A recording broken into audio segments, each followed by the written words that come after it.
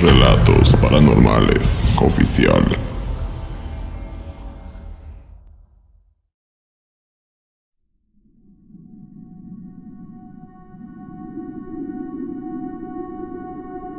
Fue una de esas tantas tardes en la que papá solía llevarme al centro.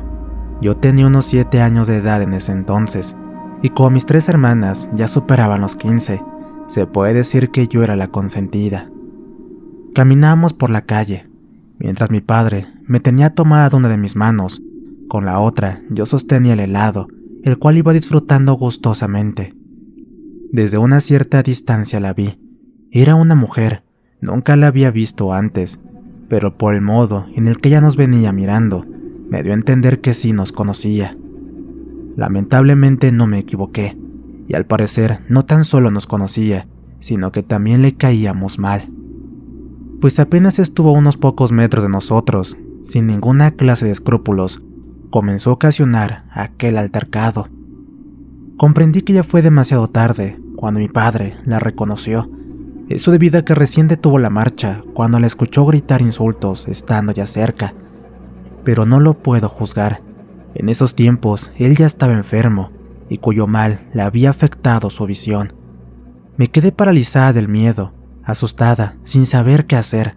Las personas que pasaban cerca tampoco hacían nada, ya que tan solo pasaban por nuestro lado contemplando la vergonzosa escena. Por favor, no lo hagas. Aquí no. Estoy con mi pequeña. Ten un poco de respeto. Atinó a pedirle mi padre. Sus palabras garantizaron de que él ya la había visto antes y al parecer conocía a la perfección a esa mujer, sobre todo de lo que era capaz de hacer, dándome a entender que tampoco fue la primera vez. Siguió pidiéndole que se detuviera, que dejara de insultarlo, a la vez que me abrazaba e intentaba desviarme del camino para así evadirla. Pero ella no lo permitió, e inclusive nos persiguió por varios metros, siempre gritando insultos y maldiciones hacia mi padre. En un momento dado, comencé a llorar por la misma situación, siendo en ese momento cuando mi padre me alzó en sus brazos con las pocas fuerzas que tenía. Sentía sus brazos temblar, y mientras me pedía que no llorara, que ya nos íbamos a casa, por fin aquella irascible mujer nos dejó en paz. Cuando llegamos a casa, él no pudo ocultar lo que nos había pasado, pues yo aún no paraba de llorar. Escuché clarito cuando mi padre mencionó el nombre de una mujer, y al decirle a mi madre que se trató de esta, comprendí que correspondía a la que poco antes acababa de hacernos pasar por ese difícil momento. Horas más tarde, ya me encontraba en mi habitación lista para dormir, pero no podía. Desde allí escuchaba a mi madre platicar con mis hermanas, hablando sobre lo que había sucedido. Es una desgraciada, ni siquiera se merece que papá le tenga lástima. Te lo vuelvo a pedir, por favor, mamá, deja que yo me encargue de ella. Haré que reciba su merecido. Pagará el doble de lo que le está haciendo sufrir a papá, porque es ella, nadie más que ella. Esa maldita vieja le está haciendo todo esto. Escuché decir a Paola: no, hija, por favor no. Una vez más te lo pido por Dios.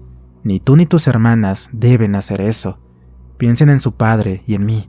Nosotros sufriremos mucho si algún día las vemos convertidas en alguien como esa mujer. Sean pacientes, recen mucho. Hoy más que nunca su padre nos requiere fuertes a todas, respondió mamá. Paola era mi hermana mayor, de unos 25 años de edad en esos tiempos. Ciertamente era la que poseía un carácter fuerte, al menos entre todos nosotros que formábamos parte de esa familia. La plática fue solo entre mi madre y ellas, ya que papá no lo escuché hablar, y por otro lado, a esas horas, él ya estaría acostado en su cama durmiendo, puesto que ese era uno de los efectos que le provocaban los medicamentos que consumía. La vida de nuestro padre se fue acabando poco a poco. Dejó este mundo una madrugada del mes de abril del año 2002, con su cuerpo demacrado, ciego, sordo y con decenas de llagas malolientes por todo su cuerpo. Jamás pude sacar ese recuerdo de mi mente. Para mí fue la noche más oscura y cruel de mi vida. Sin embargo, me sostenía el amor de mis hermanas y el de nuestra madre, quien a partir de ese momento cargó sobre sí todo el peso que conlleva seguir cuidándonos sola. Nunca más volví a ver a esa mujer. Y luego de que pasaron varios años del fallecimiento de mi padre, parecía que ya todos se habían olvidado de ella. Nuestra madre dejó este mundo varios años después, cuando mis 3 hermanas ya habían formado cada quien sus familias, y por consiguiente era solo yo quien estuvo en casa con ella hasta el último suspiro. Desde entonces, Mercedes, mi hermana que le seguía de edad a Paola, decidió mudarse a casa para que yo no estuviera sola. Por obvias razones, fue algo que acordamos entre los 4, y está de más decirles que era necesario. Lucía, mi otra hermana, siguió viviendo en su casa con su esposo y sus hijos, lo mismo que Paola, pero por fortuna seguimos cumpliendo con la tradición dominical, la cual consiste en reunirnos al mediodía para compartir la comida todos juntos. Éramos muchos, entre hermanas, cuñados y sobrinos, y en mi caso me había enamorado de Benjamín, el hijo recién nacido de Mercedes, al que por supuesto comencé a mimar desde el primer momento en el que se mudaron aquí. Fue justamente una de esas reuniones dominicales cuando, tomándome por sorpresa, hubo una leve conversación entre Paola y Lucía, a la que logré escuchar y que me hizo recordar aquella amarga experiencia. Papá ya no está, mamá tampoco. Ya no queda nadie que pueda evitar hacerlo. Voy a averiguar dónde vive, y una vez que lo logre, haré que pague lo que hizo, y de la misma manera. Paola, por favor, ya déjalo atrás. Tal como mamá nos decía, Dios se va a encargar de todo. Por favor, no te involucres en eso. No hagas algo de lo que después te arrepientas. O peor aún, no hagas algo que luego no puedas controlar. Ambas hicieron silencio rápidamente apenas me vieron ingresar al comedor. No obstante, lo que alcancé a escuchar fue suficiente para darme cuenta de qué se trataba. Mercedes vino detrás de mí, por lo que ella también las escuchó, y cuando ya habíamos acabado la jornada y quedamos solas, quise hablar sobre ese tema. Hablaré con ellas, quédate tranquila, tú no le prestes atención a eso, y creo que ya te lo dije varias veces, no hay nada más que debas saber. Lo único que te pido es que siempre guardes en tu memoria las enseñanzas de papá y mamá, lo demás no importa. Una vez más, ese tema, que para mí todavía era un misterio, quedó en el olvido con el paso del tiempo. Las cosas, dentro de todo, iban bien. Tenía la dicha de ver crecer a mi sobrino, compartir con mi hermana y mi cuñado, y de pronto sucedió aquello que considero una de las cosas más hermosas que pasó en la vida.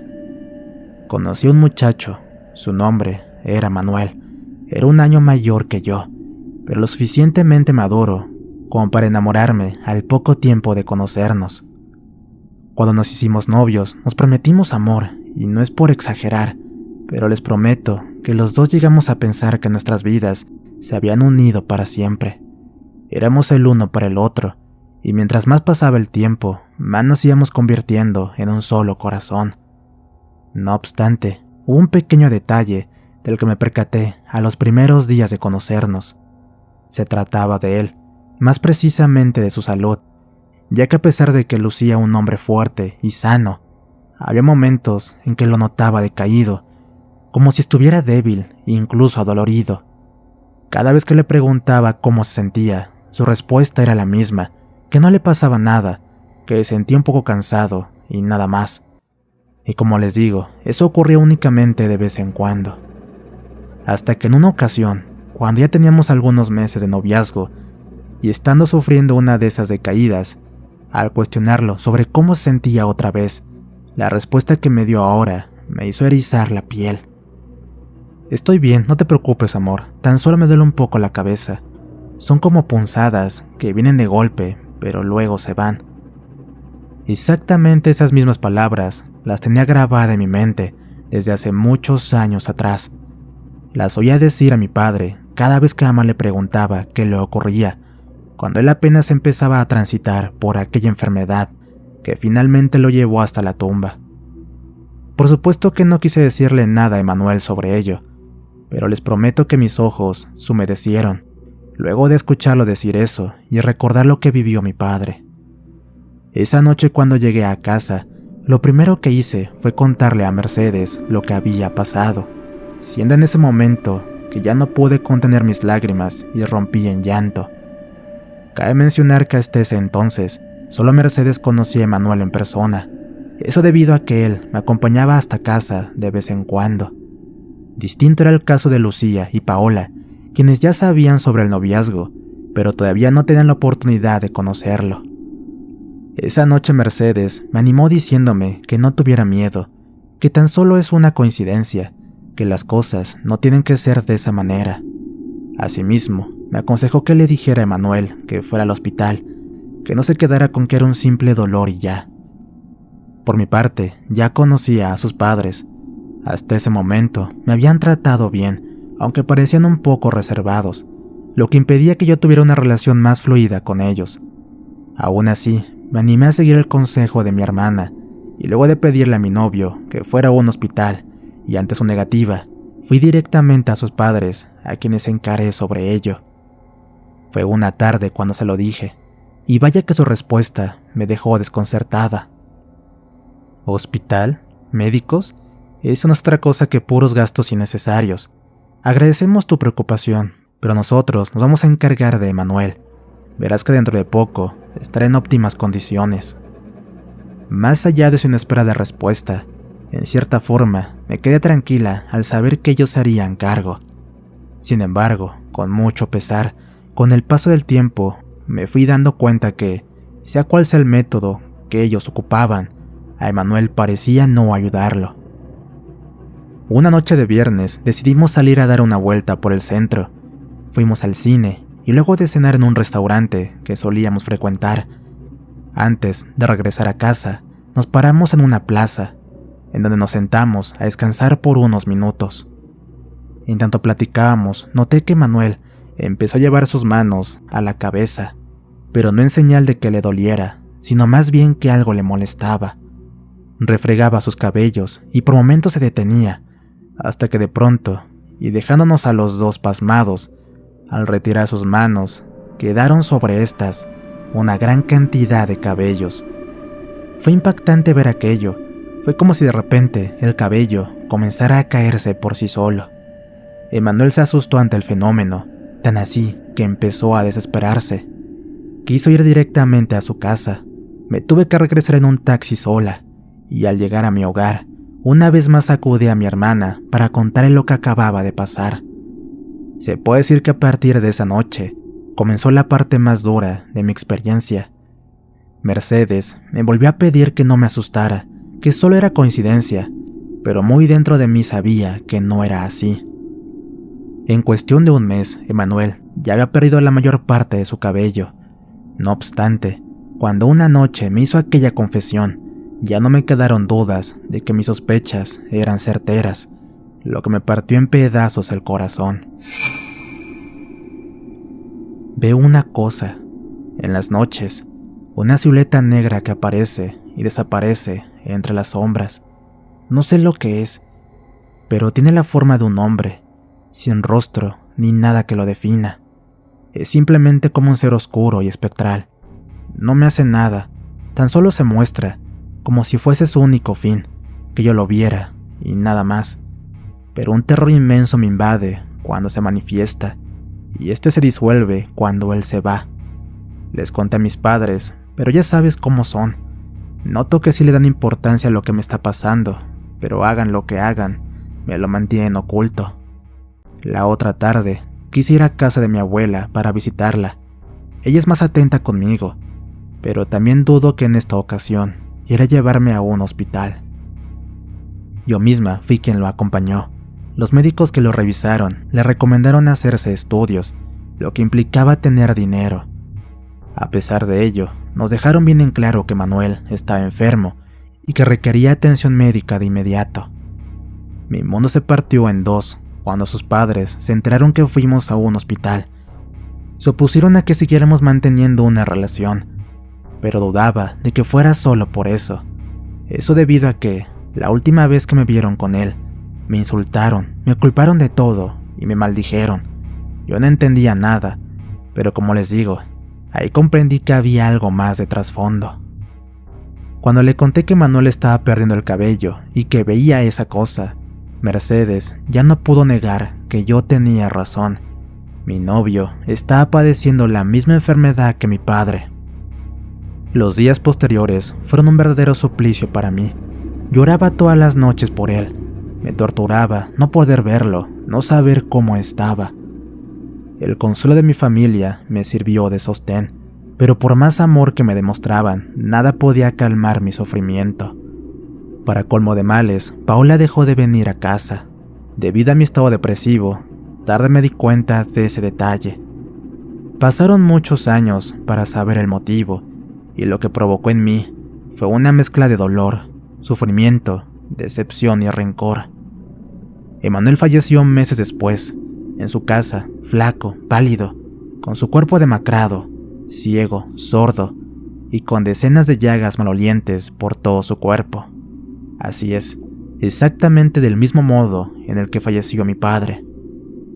Fue un amigo en común quien me lo contó, mismo que antes de despedirnos también me reveló algo que nunca hubiera imaginado.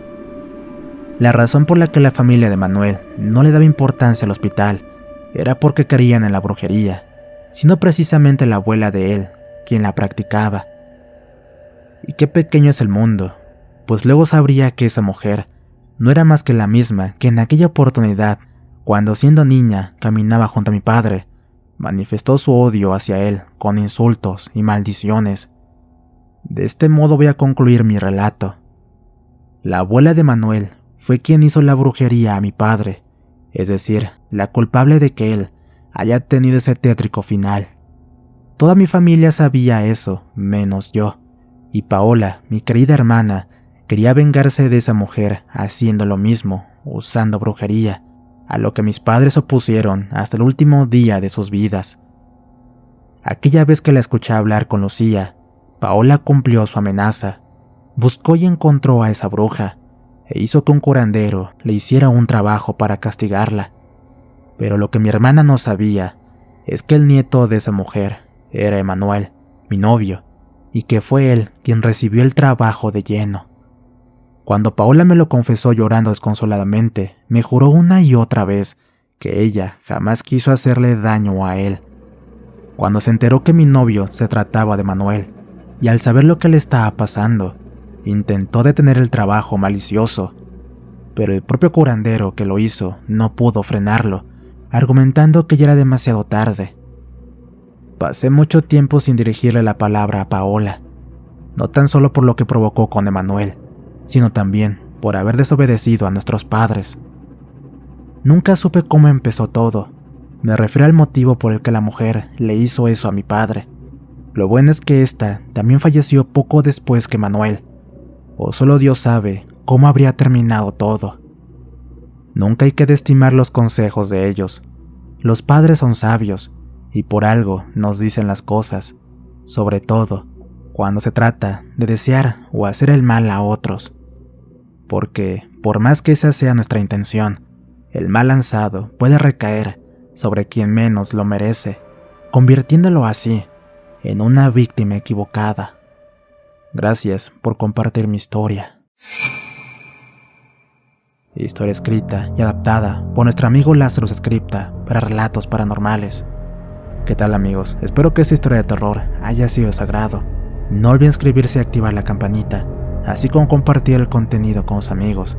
Por acá en pantalla les dejo otras historias más. También recuerden que ya estamos en Spotify, así como en Amazon Music. Les relató su amigo Antonio. Cuídense mucho. Nos escuchamos pronto.